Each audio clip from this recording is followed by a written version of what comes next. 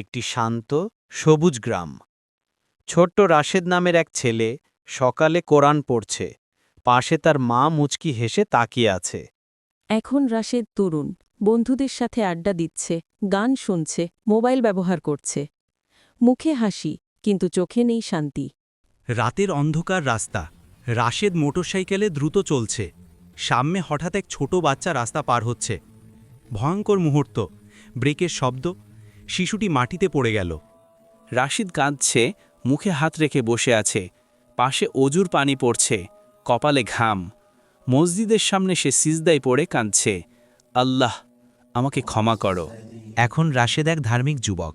সকালে মসজিদে নামাজ পড়ছে, কোরআন তেলাওয়াত করছে, শিশুদের পড়াচ্ছে। তার মুখে শান্তির আলো। সন্ধ্যার নরম আলোয় গ্রামের মসজিদ। আকাশে পাখি উড়ছে। রাশেদ মসজিদের সামনে বসে কুরআন পড়ছে। চারপাশে শিশুদের হাসির শব্দ।